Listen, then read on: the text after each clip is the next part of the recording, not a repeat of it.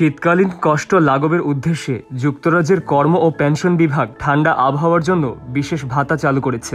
যদি কোনো এলাকার গড় তাপমাত্রা টানা 7 দিনের জন্য 0°C বা তার নিচে নেমে আসে কিংবা এমন পূর্বাভাস দেওয়া হয়, তখন সেখানকার বাসিন্দারা এই ভাতা পাওয়ার অধিকারী হবেন। প্রকল্পটি 1 নভেম্বর থেকে শুরু হয়ে আগামী বছরের 31 মার্চ পর্যন্ত চলবে। এই সময়কালে প্রত্যেক যোগ্য ব্যক্তি 25 পাউন্ড করে সহায়তা পাবেন, তবে এর জন্য নির্দিষ্ট শর্ত পূরণ করতে হবে।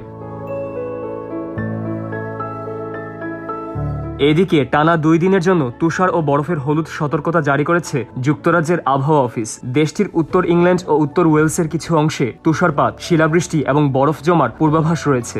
এর কারণে শীতের তীব্রতা আরও বাড়তে পারে বলে আশঙ্কা করা হচ্ছে। এমন পরিস্থিতিতে এই ভাতা শীতের কষ্ট লাঘবে সহায়ক হবে বলে আশা করা হচ্ছে।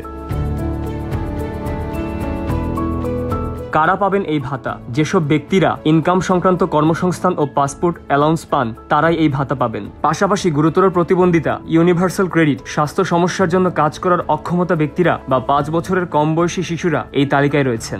এছাড়া মর্টগেজ ইন্টারেস্টের জন্য সহায়তা এবং চাইল্ড ট্যাক্স ক্রেডিটের আওতায় বিশেষ সুবিধাপ্রাপ্ত ব্যক্তিরাও এই ভাতা পাবেন। এই ভাতার জন্য আলাদাভাবে আবেদন করার প্রয়োজন নেই। অর্থটি স্বয়ংক্রিয়ভাবে ব্যাংক এবং বিল্ডিং সোসাইটির অ্যাকাউন্টে জমা হবে।